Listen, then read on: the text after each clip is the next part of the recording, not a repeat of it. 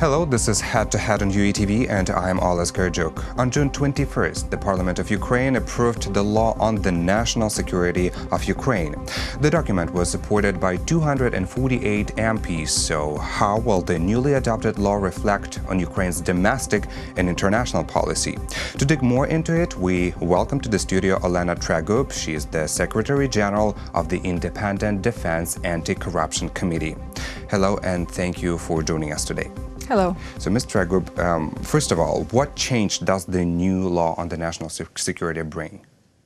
So this law basically brings Ukrainian defense and security sector in line with NATO principles and norms of European democratic countries. It's basically about dividing different roles and functions between different institutions and actors, between the President, the Parliament, the National Defense and Security Council, between the Ministry of Defense, between the General Command, and so on. So it's a very, very wide framework law which enables Ukraine right now to start the proper reform of its defense and security sector. Mm-hmm. Why was there a need to reform it? Well, basically, Ukrainian defense and security sector is not yet fully in line with NATO standards. And even though Ukraine adopted very progressive legislation such as law on democratic civilian control over the military in 2003, we still lagging behind. Yes, we were lagging behind, and that's why after Maidan Revolution, after Russian aggression, a group of our partners such as European Union delegation, NATO office, and also United States government, they formed a consulting group which helped Ukrainian government to basically prepare this draft, and then Ukrainian president submitted this draft in February after basically more than 2 years of work with international partners. Mm-hmm. And also, as far as I remember, there is another remarkable thing about this law, that the official list of Ukraine's allies and enemies has been changed, hasn't it? Well, yeah, it basically states that Ukraine, the goal of Ukraine is to integrate into EU and NATO. Yeah. And this is, of course, the statement itself is already present in more strategic documents of Ukraine. But what's important about this law, that right now Ukraine is showing to NATO countries and to European Union that it's willing basically to change its whole governance system of its sector to be like a NATO country. And the direction on the basically legislative level. Yes. Mm-hmm. Yes. But is this for the first time in history of the independent Ukraine that Ukraine is officially approving in the document to change the course? Well, as you remember, Ukraine adopted different doctrines of before under Yushchenko, then under Yanukovych it changed. Right now under Poroshenko we have a number of documents that put us actually towards NATO integration. But what's important in this law, again, is that Ukraine is willing, for example, to change the way its security service operates in Ukraine, the way it is right now, and the way it will be in 6 months from now, when it will become a domestic intelligence agency, just like NATO countries have, but not a big successor of KGB. Mm-hmm. So it's going to work as an intelligence body? No. Yes, domestic intelligence, which means they will look inside Ukraine only, and they will be defending Ukraine from terrorists, from spies inside Ukraine, but they will not deal with economic crimes, with corruption, as it is the case right now. And this means they will have narrow mandate, and moreover, this law puts them under supervision, under oversight of a new parliamentary committee that will be able to control SBU. Mm-hmm. So then the SBU, the Security Service of Ukraine, is subordinate to the President of Ukraine, but also it will be under control of the Ukrainian parliament. Exactly. But what are the tools to make it happen, basically? In this law right now, you cannot find these tools because, as I said, it's a framework law. It just says that such committee will be created. And in end provisions, Ukrainian parliament is given 6 months to develop a new law about this committee. And in that law, it will say how they will control, how many times per year they should report, who has right to summon the head of SBU, what information MPs will have access to, and so on. So basically, things will be amended in other laws, new laws should be adopted, and there are some certain deadlines, so this is just the beginning of improving the national security policy of Ukraine. Well, let's dig a little into peculiarities. How does this law regulate the cooperation of different governing and law enforcement bodies? You mentioned the General Staff, the Armed Forces of Ukraine, the Ministry of Defense, the Ukrainian Parliament, together with the President.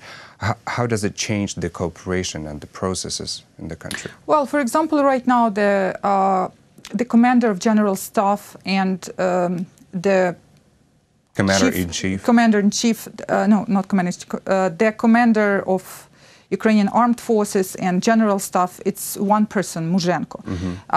This law says that in a few years from now, those would be two different people. And let's explain our audience, why is it important to separate these positions? It is important because according to NATO principles, the way defense sector works is that they have Ministry of Defense, which manages more resources. And the Minister of Defense is a civilian. And this law says our minister will be a civilian as well. And the deputies also. And deputies also. Then they have the General Staff, and then they have the United Armed Forces. So General Staff will be in charge of basically preparing for military action, doing all the logistics, all necessary action. And basically then, the strategy, yes, how to lead. Yes, and then the commander will be the one who will lead operations. So those will be three different, basically, entities and three different leaders. And this is idea that is used in Western countries. This is supposed to be a better system in order for Ukrainian society to have democratic civilian oversight over armed forces. And probably it's going to be more efficient in terms of safety and security. Yes, and more efficient. There are less risks that, for example, president would want to somehow use military power. Yes. So it's more democratic way to lead armed forces, let's put it this way. You mentioned the civilians will cover the post of the Minister of Defense and also the deputies. There has been a lot of controversy about this issue in Ukraine. What is your take on that? And what is the proper procedure? What is the proper procedure for the civilian to be appointed as the Minister of Defense, and what procedure is basically provided in the law?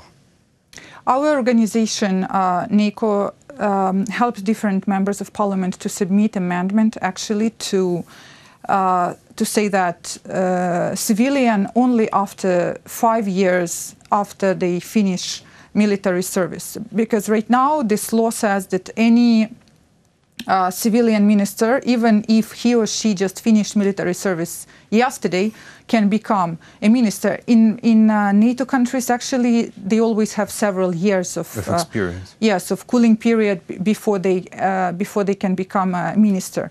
And this is important because Ministry of Defense is basically in charge of management. It's not in charge of leading the defense, leading the war effort. No, it is just about managing human resources, managing physical resources. Yes, and that's why this ministry needs a very good manager who can solve all these problems, social problems that they now have with housing. You know, that not all ministries in the world have land, but our ministry has land which is the size of Cyprus. And all these things need to be managed well, because otherwise our military, they are not basically having any social protections. They don't have apartments. They don't know how to benefit from all this land that MOD owns. All these things should be tackled. Land around Ukraine, you mean, that they own inside Ukraine, yes. And so a very good manager needs to fix these problems for MOD.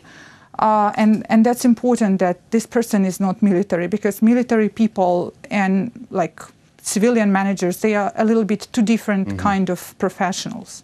Well, there should be some person who leads the business and some person who leads the military forces. But the controversy was about the appointment and dismissal procedures. I remember in the draft bill, it was mentioned that the president would have the control over the two procedures to appoint or to dismiss the Minister of Defense. And at the same time, if he is the minister, he or she will be subordinate to the government, basically, to the prime minister. So how will it happen now? Well, right now, it is still the case. It used to be that the minister is appointed by the parliament, but the president submits the candidacy.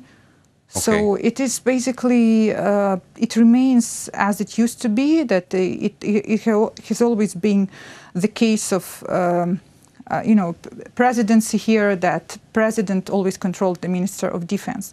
The difference here right now is that this law says that all military expenditures, defense budget, everything that this person who is the head of MOD will be managing as a manager will be under great scrutiny from the parliament, because this law speaks about transparency of funds that are used for defense and security sector.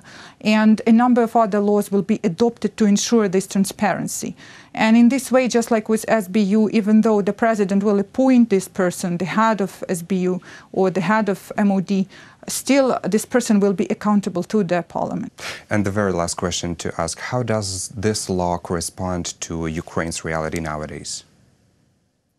Well, I think it would have been much better if this law had been adopted 2 years ago, because this law now is being adopted very, very late.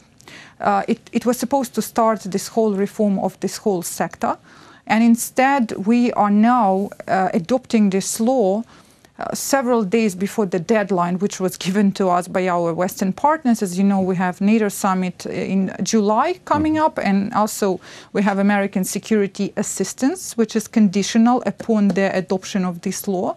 And it's unfortunate that this happens only now, because, as you know, presidential election is coming in March 2019. Next year, and right. There are so many other laws that now needs to be adopted, and I wonder who will be doing them if all politicians will be engaged in election campaign. Of course. So basically, this is the achievement of the West more than of Ukraine. Well, but thank you so much for this interesting conversation. Thank you. That was Olena Tregub, Secretary General of the Independent Defense Anti-Corruption Committee. Thank you for watching Head to Head, and stay tuned for more with UATV.